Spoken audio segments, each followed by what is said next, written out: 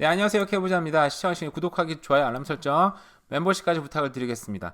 과연 요게 화면에 나오는 이 남자분이 모기지를 낼 수 있을까? 모기지가 더블이 된다고 합니다. 어제 제가 CTV 뉴스를 보다 보니까 이런 얘기가 나오는 거예요. 그래서 이게 굉장히 흥미로운 뉴스인데 라고 검색을 좀 해보니까 이게 다른 데도 뉴스가 이미 나왔네요. 보니까 이미 11월 23일에 근데 CTV의 소개는 지금 어제가 된 거예요. 아마 찍고서 나중에 할 수도 있고 지금 이 사람이 지금 모기지를 그전에는 1,900불, 그러니까 2,000불 정도 내고, 그러니까 다른 비용까지 합하면 뭐 3,000불 조금 안 되게 냈던 것 같아요.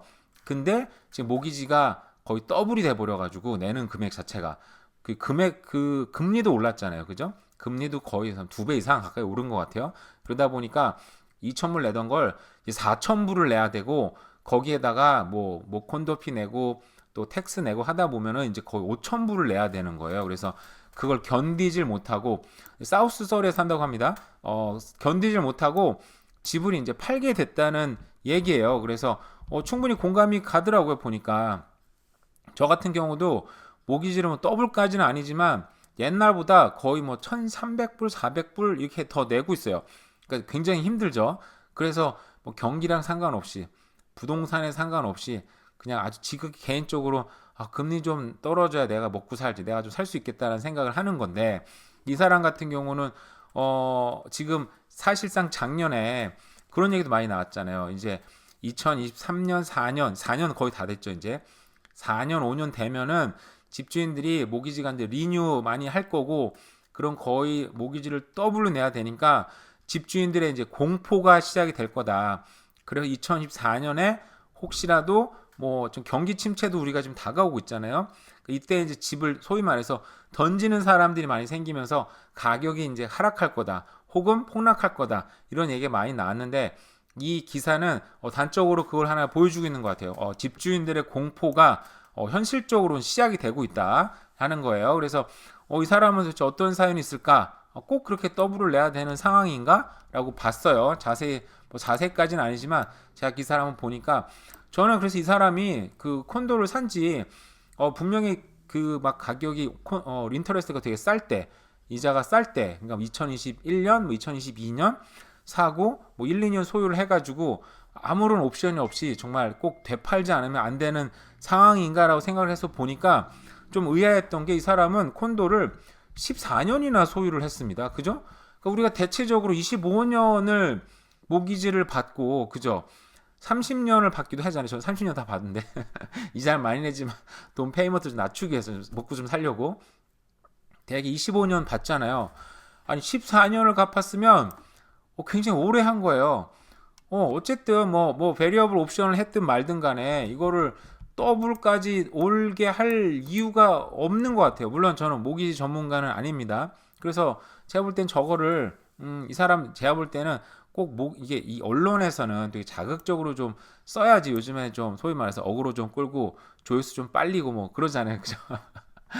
저도 마찬가지인데 저도 부동산 일반적인 얘기하면 조회수 많이 안 나오고 근데 폭락 얘기하면 이제 조회수가 좀 나오더라고요 좀. 근데 저는 이제 뭐 거기에 제 생각을 얘기하는 거니까 어쨌든 간에 그래서 14년이면 이거는 좀 전문가들한테 가서 그죠 얘기를 해서 다시 뭐 리파이낸스를 하든지 뭐 요즘에 보니까 40년짜리도 나온다고 소개가 됐는데 물론 그건 고려의 대상은 아닌 것 같고 30년을 받으면 가격이 충분하지 않을까라는 생각을 하는데 물론 인터뷰 내용에는 인트레스가 올라서 결국 내가 더블을 내야 되니까 내가 살 수가 없어서 팔게 된다.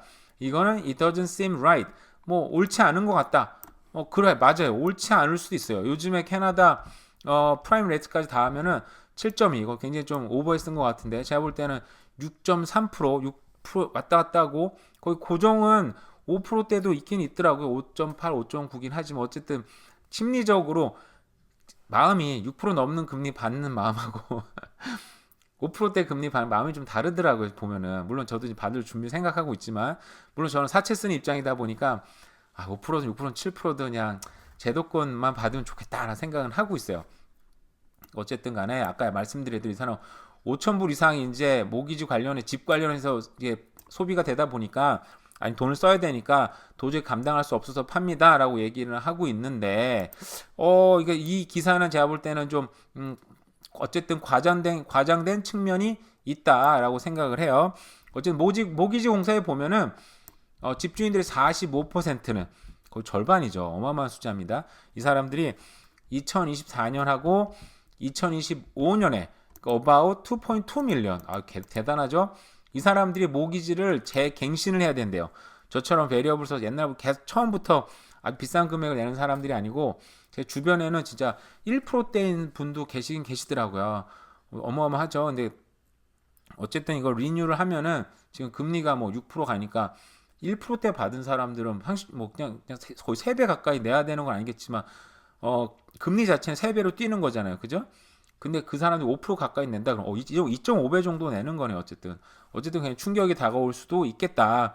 하지만 그래서 어쨌든 간에 그 집주인들의 공포가 2024년, 2025년에 시작이 되겠다.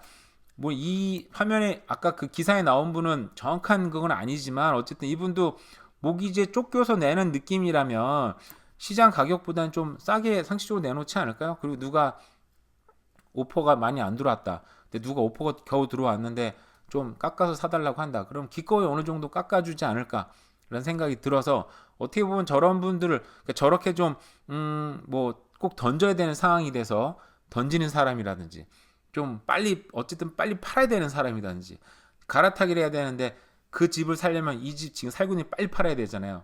이 집을 빨리 좀 가격을 좀 낮추더라도 빨리 팔려는 사람, 이런처럼 모기지를 못 내서 내야 되는 사람, 그리고 뭐 직장을 잃어서 경기 침체가 오니까 직장을 잃어서 내는 사람, 이런 사람들 집을 뭐 그 부동산 우리 광고를 할 때 자기 상황을 내지는 얘기하진 않잖아요. 그런 거 불리한 얘기 해봤자 가격은 깎일 수 있을 테니까. 그러니까 어쨌든 뭐 알 수는 없지만 그런 사람들 좀 어떻게든 오퍼를 잘 써서 찾으면 그래도 어느 정도 좀 하락된 가격에 살 수도 있지 않을까라는 생각은 듭니다. 그래서 어떻게 보면은 집을 좀 사시려는 분들한테 대신에 이제 문제는 캐시가 좀 많이 있어야 될 것 같아요. 금리도 높고 그리고 경기 침체가 오면 남들만 잘리는 게 아니고 나도 잘릴 수 있거든요.